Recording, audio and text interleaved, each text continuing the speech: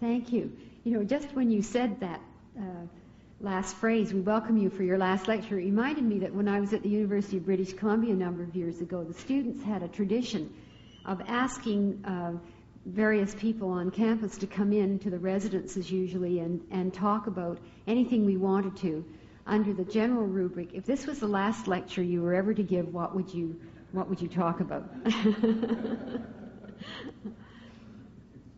Well, this is an occasion for me to thank Acadia Divinity College and Acadia University for inviting me to be the Hayward Lecturer for 1988 as part of the sesquicentennial celebrations of this prestigious institution. And I certainly do want to thank all those who have provided such gracious hospitality, and that hospitality has been extended to my aunt as well. I do appreciate and have appreciated the opportunities for dialogue with many of you in the meetings and also on a more individual basis. I've come to know a few of the students and the faculty, the pastors, and other members of the Baptist family attending the various events. But most of all, I think I want to thank you for spurring me on to the task of collecting my ideas and organizing them in a more formal way in order to present them publicly throughout the course of this lecture series. I have to acknowledge my gratitude to colleagues and friends, my mentors and teachers in the past, research and writers from whom I've drawn, and all who have helped to form my ideas and have shared so generously in my Christian pilgrimage over the years. And in particular, I wish to express my gratitude to Dr. Ruth Wright for her assistance during the writing of these lectures this past summer. I think I ought to congratulate all of you who have chosen to come to this lecture tonight, since I know that there are many other events going on campus, and at least two of which are being addressed by people of some prominence and of great interest. So I do thank you for sharing here with me. As Allison pointed out, the topic tonight, the place of the church in post-secondary education, is the concluding one in the series that I have chosen to present to you. And it seems appropriate to me to begin tonight with a brief review of the ideas I have tried to introduce in the first three lectures. Then I hope to go on to examine some of the implications of these ideas for the church and its place in post-secondary education, and I will share some reflections on the issues I believe must be addressed by all of us who claim to be followers and disciples of Christ in the church and in the world of post-secondary education. For some of you who have attended all of the lectures, this may be a bit redundant. I ask your indulgence. I began the series by describing ways the world of post-secondary education has changed in the century and a half since Acadia University was founded, and there certainly have been many remarkable changes. The post-secondary education system has expanded to accommodate increasing numbers of students whose aspirations in our kind of world today are almost directly linked to their chances of acquiring further formal education upon completing high school. Post-secondary education now comprises a complex system of publicly funded community and junior colleges and technical training schools, as well as the universities and other institutions of post-secondary education. Generally, the newer institutions offer complementary or alternative programs to those once considered to be solely the purview of the universities. Together, all types of post-secondary institutions are expected not only to fulfill the aspirations of the individuals attending them, but also to contribute to the overall cultural and economic well-being of the community and of the country as a whole. The rapid development of a post-secondary education system of education in Canada during the latter half of the 20th century has taken several forms. Established universities and colleges grew enormously as enrollment soared. New universities have been founded. Most of the teacher training colleges or normal schools have been folded into the universities. Community colleges have become credit-granting institutions. In some provinces, junior colleges now offer academic programs with transfer credits accepted, or in the case of Quebec, required by the universities. Technical and vocational institutions have become increasingly more sophisticated. Many of the programs introduced at the post-secondary level have embodied new fields of study growing out of developments in research and technology, while others reflect the changing political and social climate. And for example, we have seen tremendous growth in the area of biological sciences, genetics, computing sciences, things that are related to the service sector of our economy. And those are just some of the examples. I have taken some time to emphasize all of this because it makes the point, I believe, that more and more people within our population are involved one way or another in some form of post-secondary education at some time in the course of a lifetime. Paralleling the growth of the publicly supported post-secondary education sector has been a growth on a much smaller scale in the number and size of Protestant church-related institutions of various kinds. At the college level, there appears to have been a trend in these institutions towards more comprehensive types of programs designed to offer a general degree as well as special training for church ministry and leadership. In the case of church-related university-level institutions at both undergraduate and graduate levels, accommodation has been achieved between generally recognized academic standards and expectations on the one hand, and Christian conscience and scholarship on the other. Religious interest groups, along with other special interest groups, have had their part in the burgeoning growth of the post-secondary education system in our country. As more and more people in Canada have participated in formal education programs beyond high school level, and as the number of post-secondary institutions has increased and campuses have been located outside of the larger centers of population, sometimes in order to facilitate accessibility, one of the ways the ministry of the church locally is being reshaped is by the changes in the educational experiences that are shared by many of its members. The participation rate in post-secondary education for adults in the 18 to 24-year-old age group among church members, as it is in the rest of the population, has been growing. The trend among church members 25 years and older towards greater participation in formal learning opportunities has shown significant acceleration. The result in the local congregation has been a change in the expectations of members for the nature of the overall ministry of the church, for ourselves as individuals and our families, and for the mission of the church worldwide. The implications of this phenomenon for churches and for the role of the clergy, as well as for individuals and denominations, need careful assessment. However, it is clear that members of our Baptist churches, along with the rest of the Canadian population, are participating in formal academic programs of various kinds at the post-secondary level in greater numbers than ever before. What then should be the place of the church as the body of Christ in the changing world of Canadian post-secondary education be?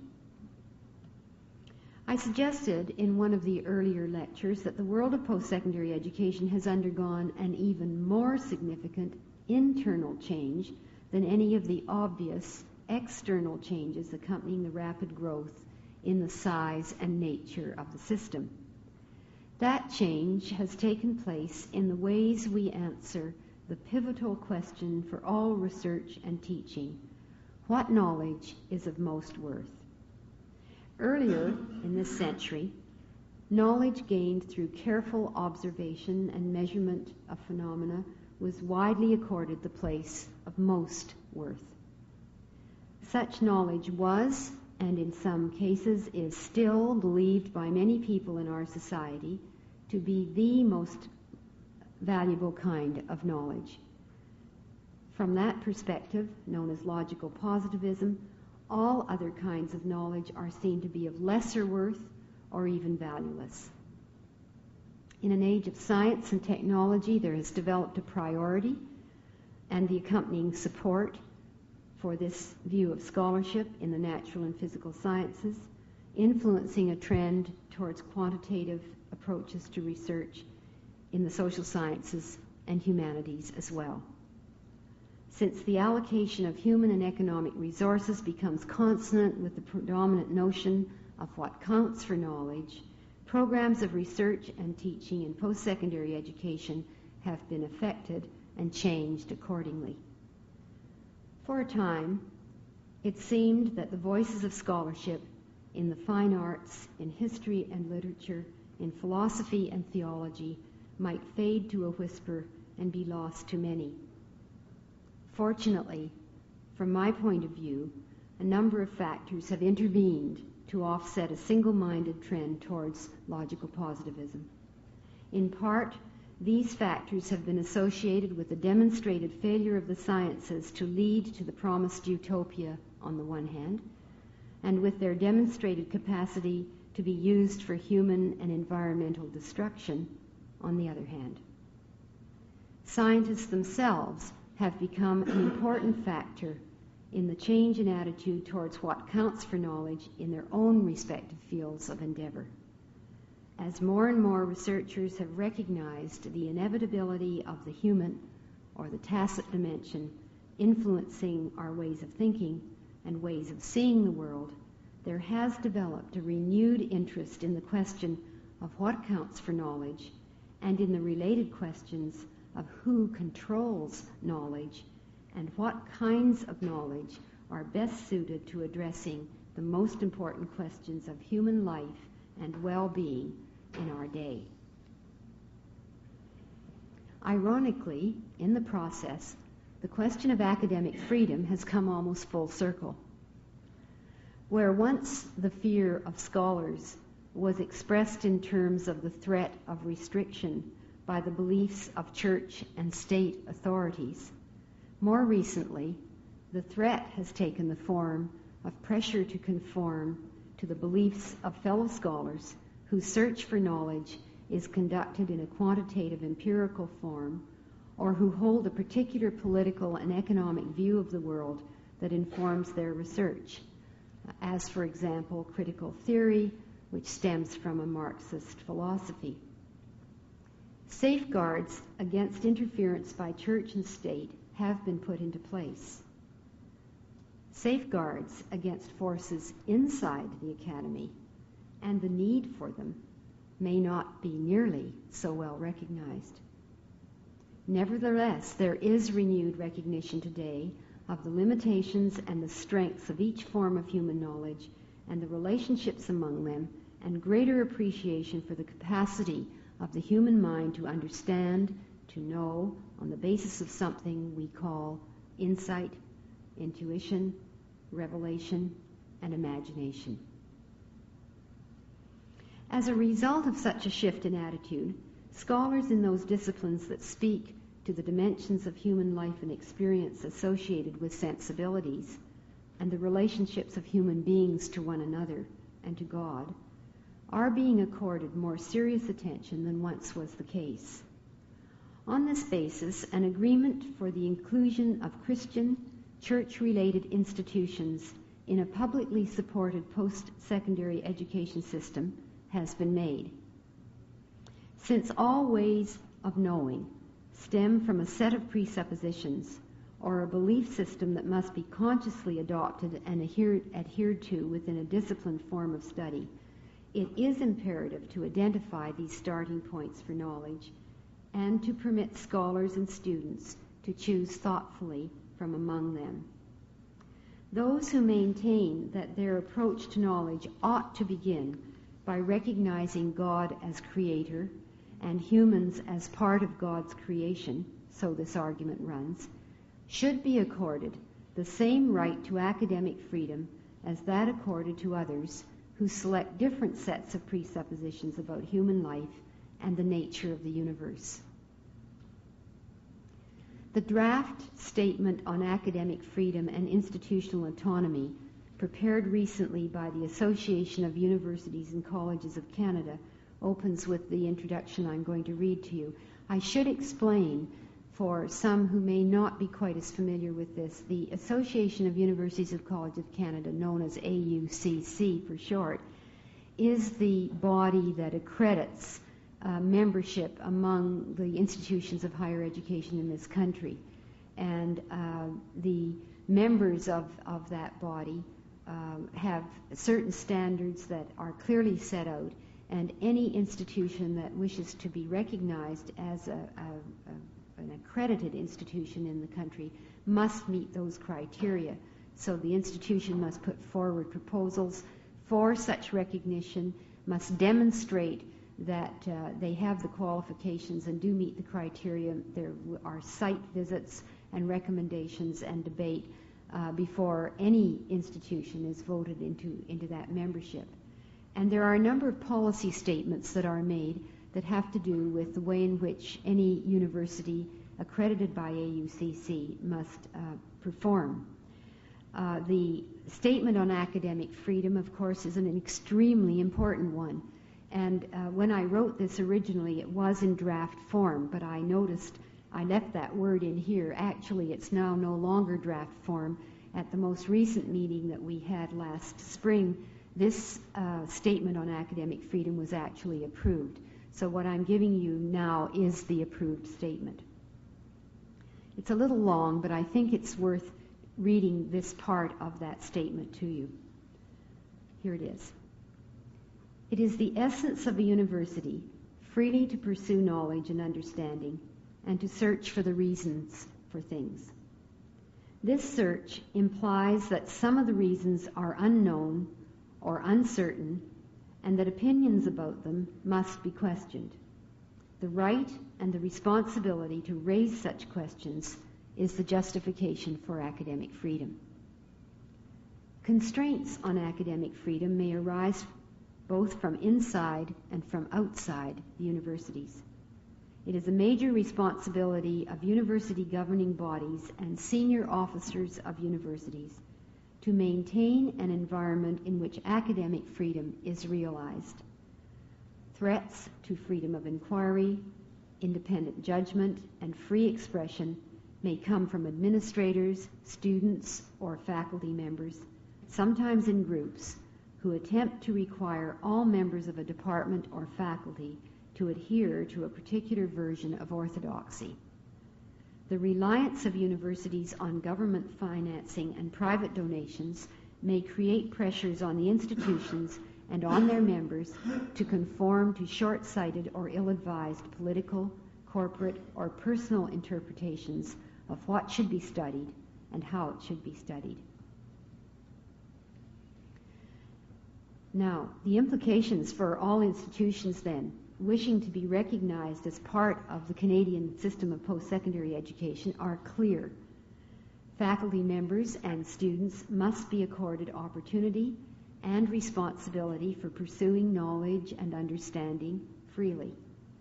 No faculty member should be required, for whatever reasons, inside or outside the academy, to conform to a particular kind of orthodoxy in such an institution.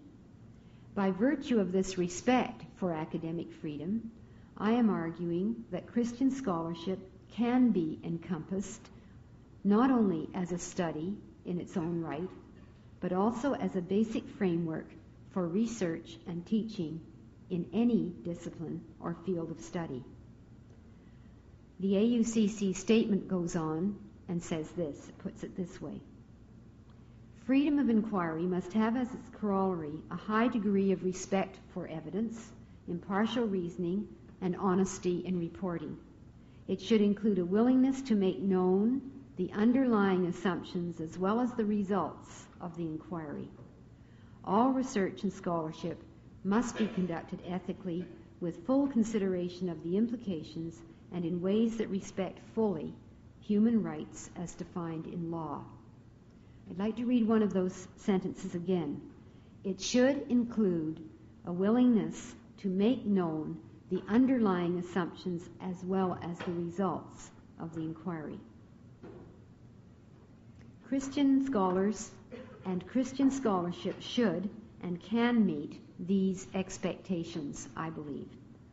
Historically, Christian scholars have made clear how and why their biblical assumptions differ from other sets of assumptions, and have defended these assumptions, sometimes at peril to their lives. One thinks of the prophets. I'm not sure we are quite as forthright in our arguments as Jeremiah was when he reminded the people of their day that there are different ways of thinking about the world and all who live in it. At one point, he didn't pull any punches. In the 10th chapter of Jeremiah, he says, like a scarecrow in a melon patch, their idols cannot speak. But God made the earth by his power. He founded the world by his wisdom and stretched out the heavens by his understanding.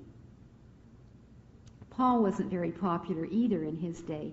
In fact, he embarrassed some of the members of the church at Corinth because he was so straightforward, and he talked about things like, has not God made foolish the wisdom of the world? Followers of Christ have chosen to think and to act in ways that are unthinkable in the context of ordinary human power relations, for example, because we begin with a particular assumption about the worth of human beings. Human responsibility for the well-being of others, we say, is not an option.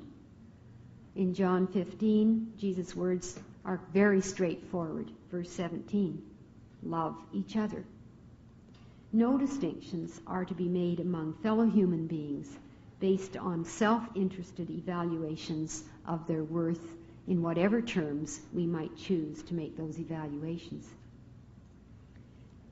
If we are to be consistent as Christian scholars working in any discipline or field of study, we must acknowledge the perspective we bring to our scholarship, whether it be in the natural and physical sciences or the social sciences and humanities and professions, just as other scholars of other persuasions do. A perspective based on the biblical view of creation recognizes the possibilities and the potential for understanding that is not constrained by a closed system of thought limited by human capacity, but instead offers an avenue open to diversity, imagination, and newness that has its origin in a source of infinite capacity. The implications of adopting such a strongly proactive stance with respect to the importance of a place for a biblical worldview in the realm of post-secondary education are several. But first, let me note that I have not been arguing for such a place in terms of a particular denomination or a particular kind of institution, but on much more general grounds. I've argued for recognition of the place for a biblical worldview comprehending every aspect of human life and endeavor, including scholarly activity, teaching, and research at the post-secondary level.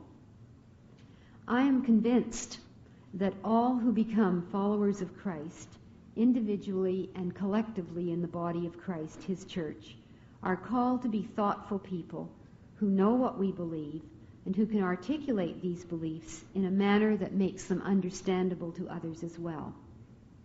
Those of us who find ourselves as students, professors, and administrators in institutions of post-secondary education have a particular responsibility in this regard.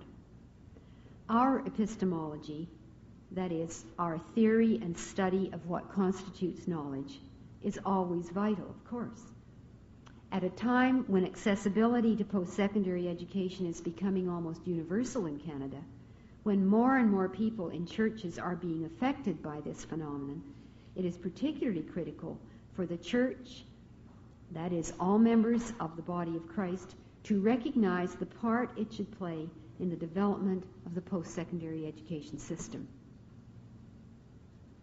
You've gathered, I expect, that I cannot emphasize strongly enough the importance of the church in the life of every Christian. The distinctive characteristics we as Christians are expected to demonstrate is our love for one another, reflected in our respect for one another. We are enjoined in Scripture to care for each other, physically, emotionally, and spiritually. It follows that we ought also be responsible to one another intellectually. Together, we should address the issues that confront us as students and scholars, to help formulate questions and to find ways to make sense out of information, to develop and to refine a consistent, integrated worldview, to be the salt that cuts through to the core of an issue, and the light that enables us to see the ways ideas shape and direct knowledge. The tasks of the local church and of the church denominationally and universally will differ in scope, of course. The task for each of us individually and for all of us collectively is to identify the issues being raised inside and outside the domain of post-secondary education and to learn how these issues can be addressed from a biblical perspective, acknowledging the wisdom and power and understanding that come from the Creator and Sustainer of all life. The task goes beyond mere understanding, although the pursuit of understanding is in itself a lifelong undertaking. It is a matter of Christian discernment. It includes the active search for ways to bring understanding to bear on our studies, our teaching and research, our daily lives professionally and in the workplace, and in all of our personal relationships. This is one of the reasons why the church is so important. All of us learn from one another. All of us who are seeking to find ways to live and to think Christianly in the world of post-secondary education as elsewhere are enormously indebted to our fellow Christians who through the centuries and now in the present day speak and write and teach about intellectual and educational issues.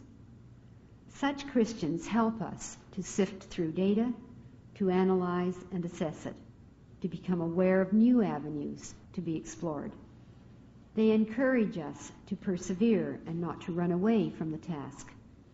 So it is important for the church to preserve the history of Christian thought through scholarship and publications, such as you do so well here at Acadia and Dr. Zeman's work. And it is important to provide for educational environments where such scholarship is actively pursued today. At the same time, it is especially important for the individual in the local church and in cooperation with parachurch organizations ministering in the academic world that we find practical ways to address what it means to have a Christian mind. It is not something to be relegated to a program for a specific age group in the local church activity. It is clear, I think, that today people of all ages are participating in formal educational programs throughout the whole course of their lives. It is evident that more and more people are working and living in a milieu dominated by media and other communications technologies that deal in the realm of information and ideas that are based on assumptions that should be challenged and examined when necessary. It is not a question, to my mind, of separating the way we think in a church context from the way we think at all times in every circumstance. Teaching people how to engage in this kind of thinking is part of the task of the church. The touchstone phrase, one that was raised in the talkback seminar this afternoon, the touchstone phrase, separation of church and state, has been a banner in the cause of freedom of thought and freedom of religion in a time when the state tried to control ways of thinking and worshiping in very direct ways. The assumption that there was a place for the church in affairs of the mind and in affairs of governments was questioned for a long time, or was unquestioned rather, for a long time. It became an increasingly critical issue in the 20th century, however, It is an assumption that has been challenged and rejected by many people who have reacted against the roles played by Christian denominations or other religious interest groups wanting to coerce conformity. The opposite assumption, that there is no place for the church beyond the boundaries of personal freedom of choice, has become widespread. Let me repeat that. The opposite assumption, that there is no place for the church beyond the boundaries of personal freedom of choice, has become widespread. Ironically, the notion of separation of church and state has been wholeheartedly endorsed, but regrettably at the cost of implying that there is no place for the church at all. Under these circumstances, the urgency of claiming a place for the church in all of human affairs cannot be ignored, and the importance of doing so in the realm of post-secondary education cannot be underestimated. I am certainly not advocating a concept of the church in this instance as an institution or as a political party, as some of my fellow Christians, respected fellow Christians, would do. Here I am arguing for a place for the church as the followers of Christ in the forefront of knowledge and thought and practice being developed in the colleges and universities that comprise the Canadian post-secondary education system. That place can be recognized in the research and teaching and professional practice of Christian scholars and in the opportunities given to students to examine and think through presuppositions about knowledge from a Christian perspective. We place in our society a high value on academic freedom for a very good reason. It is the place of the church, through its members individually and collectively, to uphold our freedom to think Christianly. It is the responsibility of the church as the body of Christ, enabled by His Spirit, to be His presence in the world. It is the responsibility of the church locally, denominationally, universally, to learn together what it means to be followers of Christ wherever we are called to live and work and serve. The realm of post-secondary education is not excluded. Can it be said that there is a place in post-secondary education for the church locally and denominationally as well? Some of you have indicated that that is a problem in your own minds and a problem that you've been wrestling with. I think there is reasonably strong support for the claim that there is a place for the church in an organizational sense.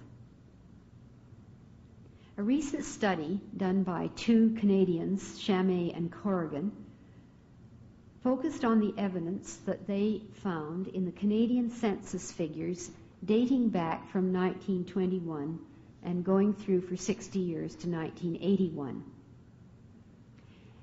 Over the span of 60 years, these researchers took a look at what happened to the children of the people of various ethnic and cultural groups in Canadian society.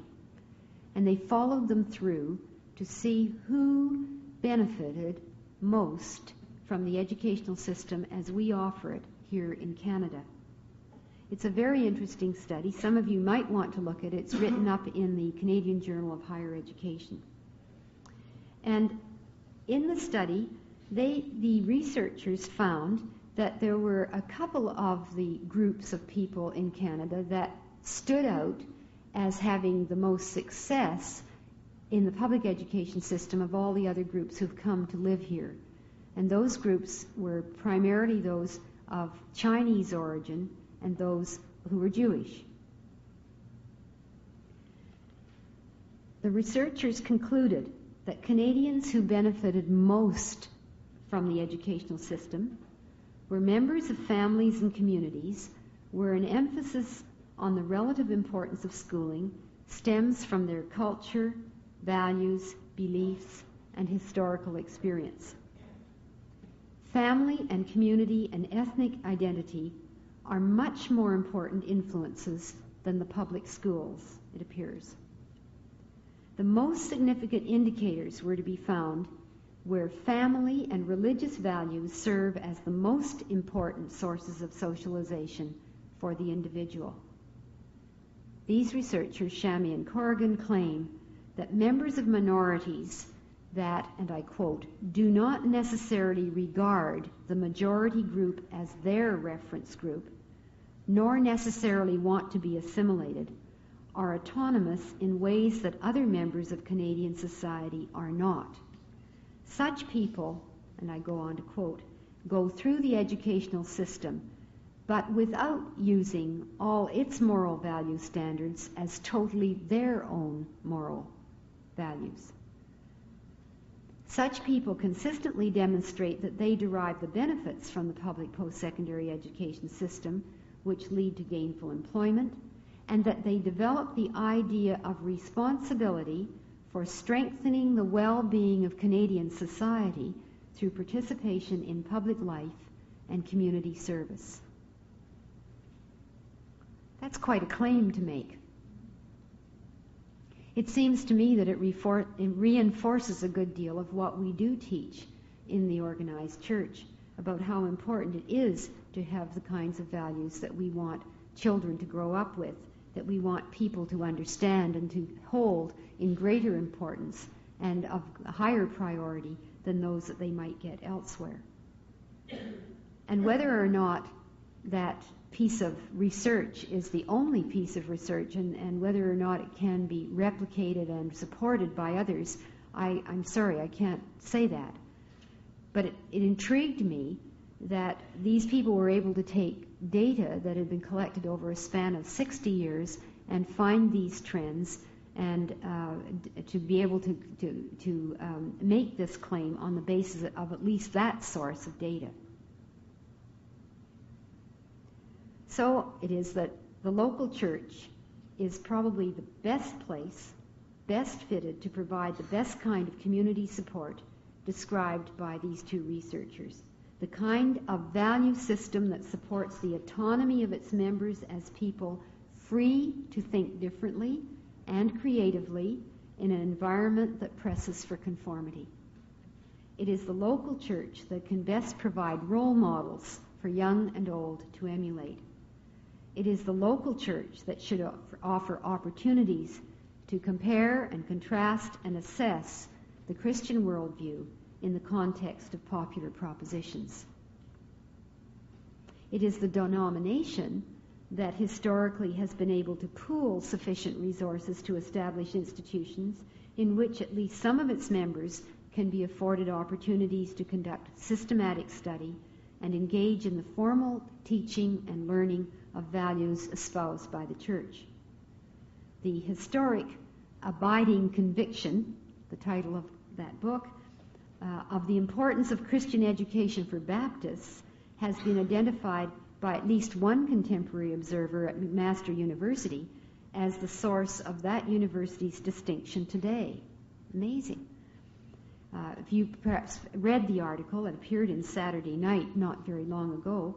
In the magazine, the journalist Kilburn says, and I quote from that article, "There is a quality of curiosity, energy, and commitment to learning in several areas at McMaster that I have rarely seen elsewhere. And it is these unusual areas of vitality that have to be explained.